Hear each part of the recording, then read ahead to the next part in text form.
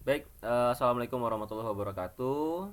Ya, di video ini kita akan coba mempraktekkan bagaimana membuat ERD yang lengkap ya. Ada entitas, atribut, beserta nanti relasi yang sudah ada optionality.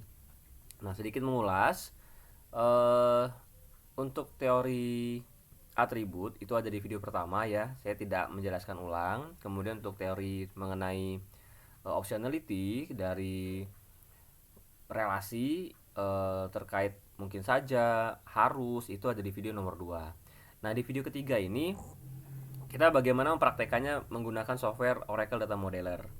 Nah, untuk contoh pertama saja, kita ambil contoh soal yang kemarin ya, proses bisnis pengambilan mata kuliah pada Universitas Teknokrat Indonesia. Nah, dari sini kita sudah tahu kemarin bahwa dari proses bisnis ini menghasilkan beberapa entitas, yaitu ada fakultas, ada program studi, kemudian ada mahasiswa, kemudian ada mata kuliah, dan juga ada dosen. Nah, saya akan coba praktekkan dulu membuat entitasnya ya menggunakan software Oracle Data Modeler. Baik, kita buka software Oracle Data Modeler seperti ini. Ya, untuk langkah awal jangan lupa kita akan membuat ERD itu di bagian logical model. Ya, jadi Anda klik kanan logical modelnya, kemudian show. Nah, jadi pastikan lembar kerja ini adalah logical model.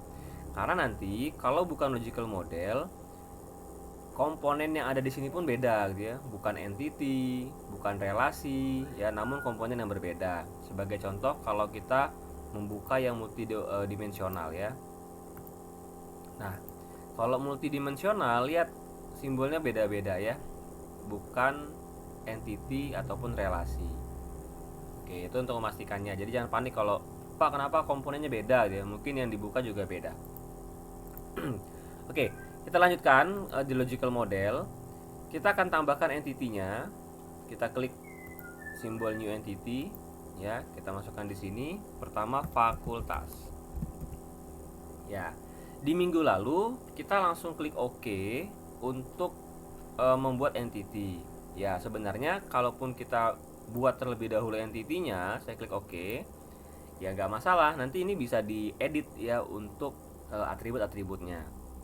Oke, saya buat entity dulu ya, kayak minggu lalu. Fakultas, kemudian program studi, kemudian mahasiswa, kemudian mata kuliah, dan dosen.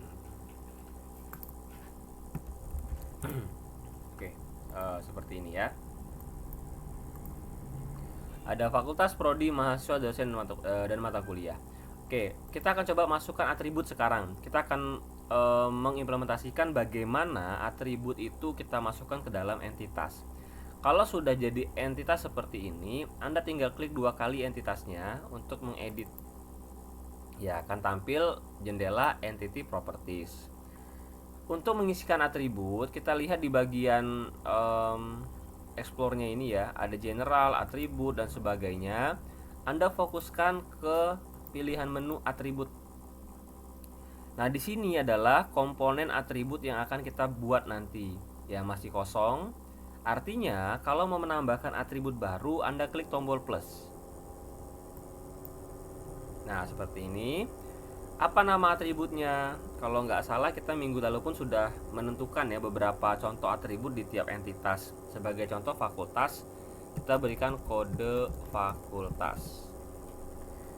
Penamaan atribut sebenarnya bebas ya. Anda boleh seperti saya disambung, tapi setiap kata awalnya itu diberikan huruf besar, atau Anda bisa pakai underscore untuk pemisah antar katanya seperti kode underscore fakultas ya, boleh, atau disambung seperti ini juga nggak masalah. Berikutnya dia minta tipe data. Nah, tipe data di sini ya kita pilih yang logical. Kemudian di source type-nya Anda bisa lihat ada banyak sekali tipe data.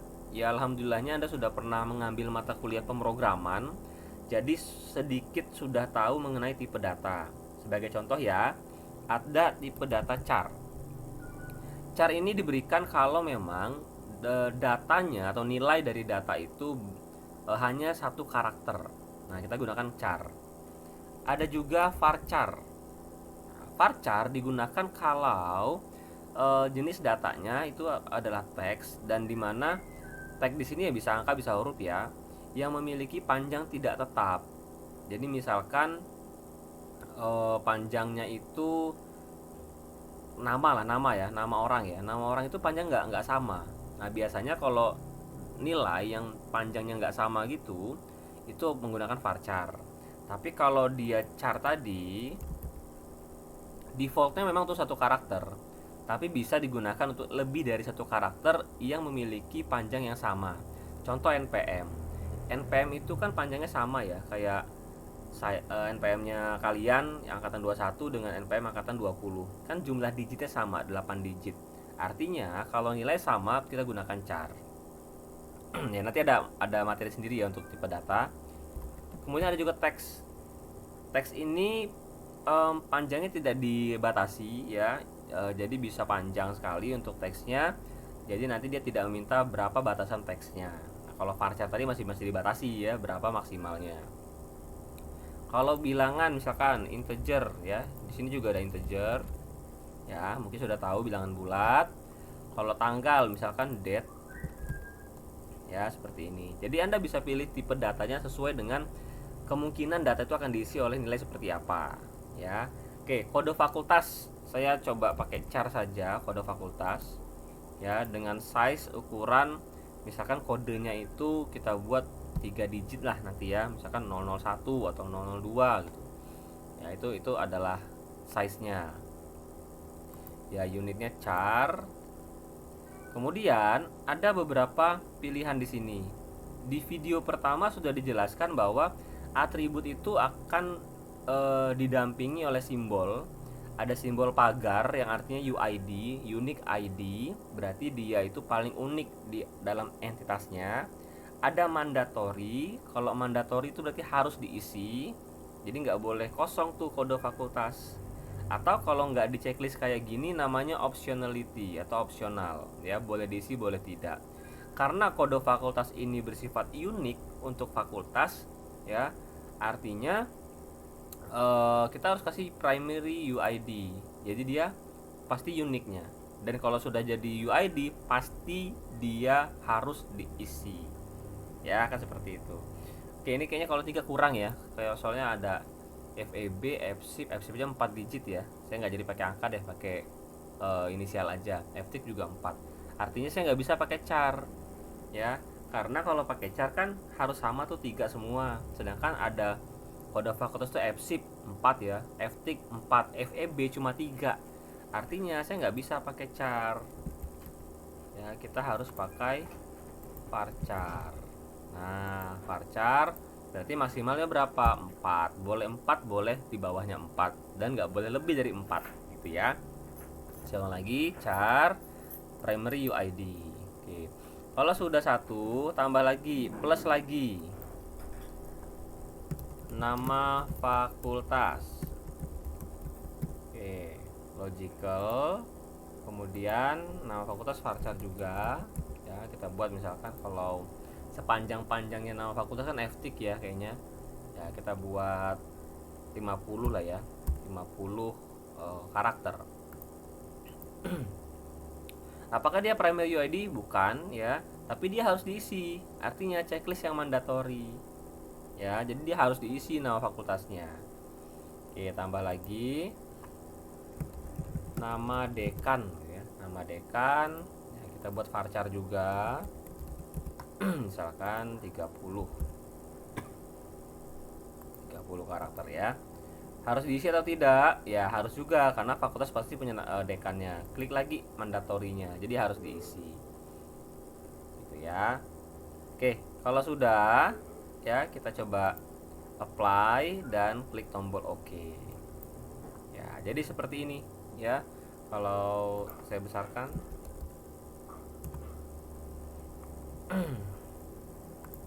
ya, kita lihat ya, fakultas itu punya kode fakultas ada bintang berarti mandatory ya, pagar berarti unique ID, bintang nama fakultas berarti juga mandatory harus diisi, bintang nama dekan berarti mandatory harus diisi ya. Kurang lebih seperti itu untuk membuat atribut di dalam entity. Oke, kita lanjutkan sekarang prodi. Klik 2 kali prodi, kemudian dari general pindahkan ke atribut, tambahkan misalkan kode prodi ya. Saya cepat saja ya, karena yang ini juga sama logiknya. Ada IF, ada TI, ada SI, SIA. Nah, paling panjang SIA ya, berarti kan ada yang lebih dari 2 nih. Walaupun biasanya ada IF, TK, TI ya, tapi ada SIA. Artinya jangan pakai char, kita gunakan varchar ya, maksimal 3 lah ya. Atau ada prodi yang panjang banget nggak sih, kode prodi pendidikan olahraga PO ya, udah 3 lah ya, maksimal 3 karakter ya. Apakah kode itu adalah primary UID? Ya, kita checklist. Tambah lagi nama prodi, logical, karena beda-beda panjangnya, varchar juga kita buat 50, unitnya char 50 karakter. Dia bukan primary UID tapi harus diisi. Tambah lagi kaprodi ya, siapa nama kaprodinya, logical ya, varchar. Oke, kita buat 30 karakter, harus diisi ya, nama kaprodi harus diisi, mandatory. Oke, kalau sudah apply lagi, kemudian oke. Ya, sudah untuk prodi ya. Sekarang mahasiswa, kita klik 2 kali mahasiswa, tambah atribut lagi, npm logical char ya. Kita anggaplah sama semua, walaupun sebenarnya di Teknokat ada yang beda ya, kayak yang konversi itu ada P di ujungnya. Nah, tapi saya di sini buat sama lah, anggap sama dulu. Kita pakai char 8, artinya semua npm pasti 8 digit ya, nggak kurang nggak lebih, 8 karakter. npm sebagai primary UID, artinya uniknya. Tambah lagi nama mahasiswa, logical varchar ya, misalkan 30 karakter ya, harus diisi. Kemudian gender ya, logical ya, terserah gendernya mau laki-laki, perempuan, atau L dan P saja. Kalau emang cuma 1 karakter, kita pakai char aja ya. Saya 1 karakter ya, harus diisi ya. Kemudian apa lagi, npm nama gender ya, misalkan nomor telepon ya, logical. Nah, nomor telepon jangan gunakan integer ya, karena integer itu kan tidak mengenal angka 0. Jadi kalau Anda masukkan nanti 0856, biasanya 0-nya hilang, dia cuma 856. Nah, artinya kita gunakan tetap teks saja, bisa pakai varchar, karena nomor telepon pun beda-beda, kadang ada yang 11 digit, 12, 13, 14 ya. Artinya kita maksimalkan saja. Kayaknya sih kalau nomor HP, nomor telepon itu ya 15 lah paling banyak ya digitnya, 15 karakter. Ya, harus diisi tidak? Ya harus ya, untuk komunikasi dengan siswa. Terakhir misalkan hobi ya. Nah, hobi ini juga teks aja, varchar. Hobinya apa? Misalkan macam-macam lah ya. Kita buat 50 aja, siapa tahu hobinya panjang, 50 karakter. Dan ini tipenya adalah opsional. Boleh diisi, boleh tidak hobinya. Jadi kalau opsional, Anda tidak perlu checklist semuanya, biarkan saya seperti ini. Jadi ini opsional ya. Nanti dia simbolnya bulat atau lingkaran. Oke.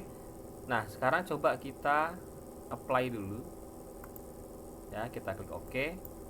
Nah, kita lihat bedanya. Di hobi di sini simbolnya lingkaran. Artinya apa? Pada saat nanti ini pengisian data, Anda boleh isi, boleh tidak tuh hobi.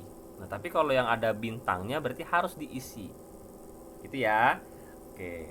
Kita lanjut lagi mata kuliah, kita selesaikan dulu ya, cepat saja. Kode mata kuliah. Logical char aja, misalkan kode mata kuliah semuanya 5 digit ya, 5 digit.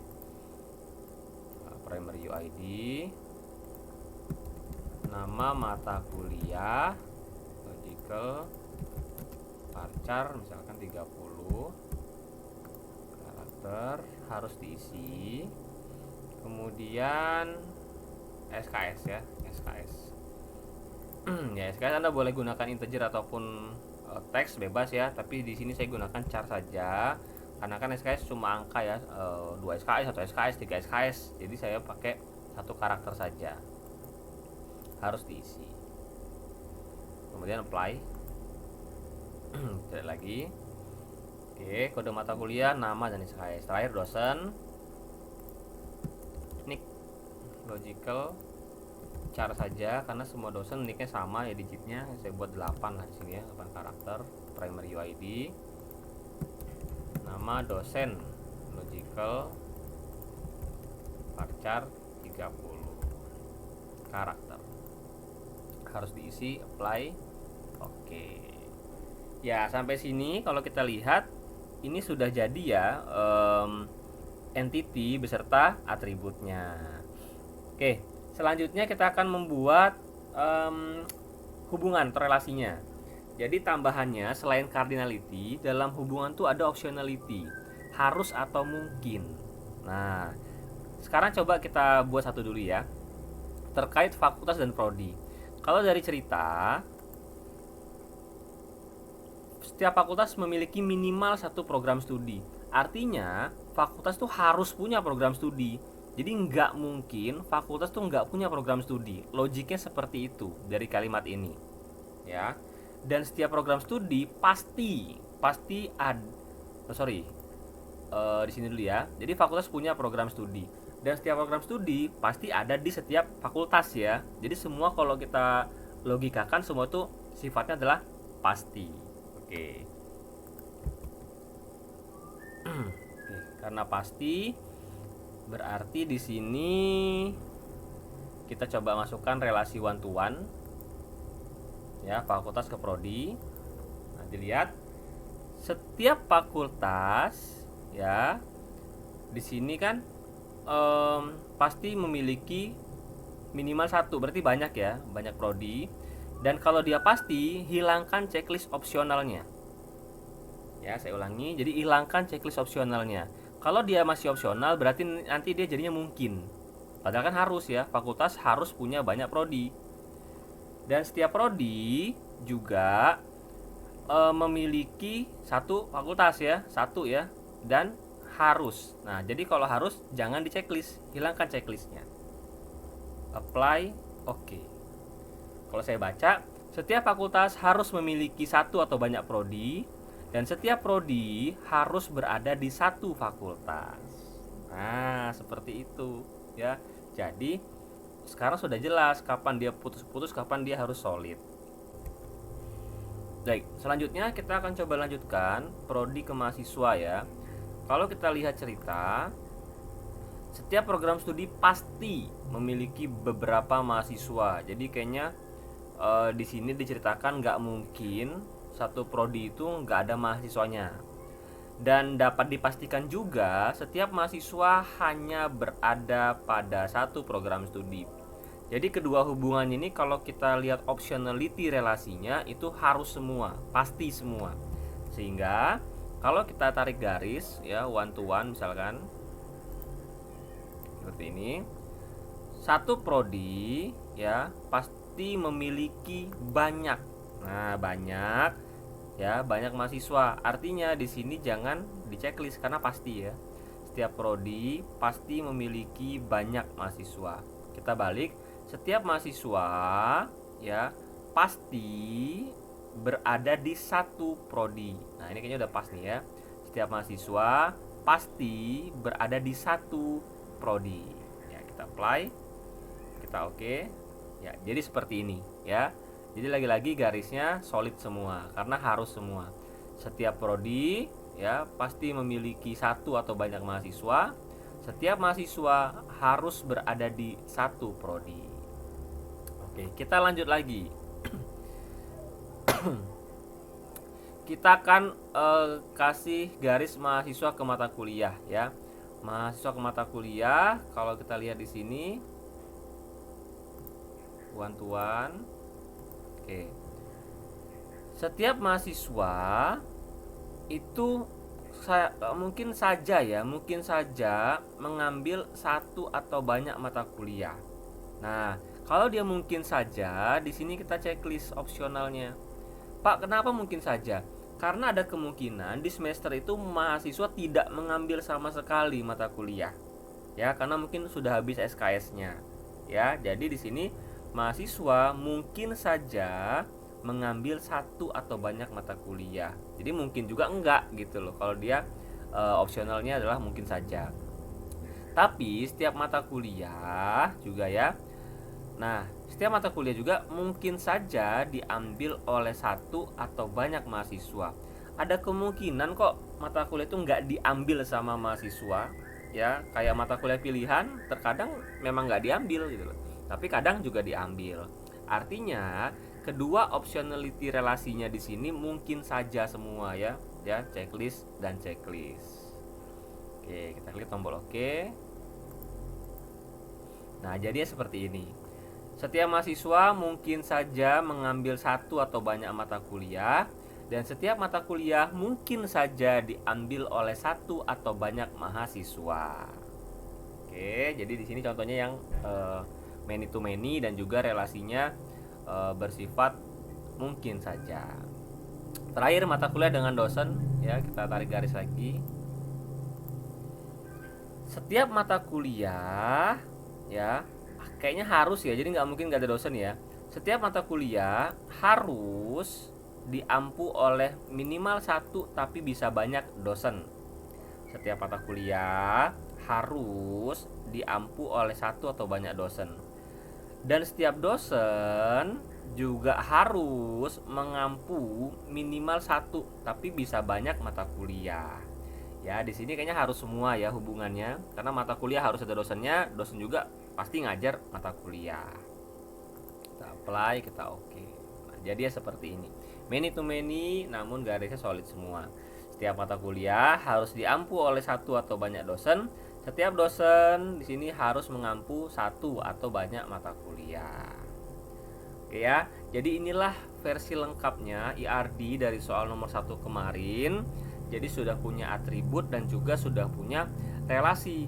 Relasinya pun sekarang sudah jelas ya. Di sini ada yang putus-putus, ada yang solid. Itu menentukan apakah hubungannya harus atau mungkin saja. Nah, cara membaca IRD ini di video kedua ya, masalah IRDs ya, cara membaca IRD itu sudah saya jelaskan bagaimana sih teknik membacanya. Jadi nanti pertemuan minggu depan ketemu saya, kita akan berbicara bagaimana membaca IRD. Plus lanjutkan soal nomor 2 dan 3 sampai jadi seperti ini. Jadi minggu depan akan saya minta mana 2 jawaban IRD yang sudah lengkap plus bagaimana cara membacanya. Minggu depan kita bahas. Gitu ya. Jadi nonton video tahu tugasnya apa, ya nggak nonton video jangan-jangan nggak tahu tugas minggu depan apa. Oke, terima kasih sudah memperhatikan. Semoga bisa dipahami. Ya, kalaupun ada pertanyaan silahkan tanyakan lewat grup kita. Ya, kita ketemu lagi minggu depan. Saya akhiri. Wassalamualaikum warahmatullahi wabarakatuh.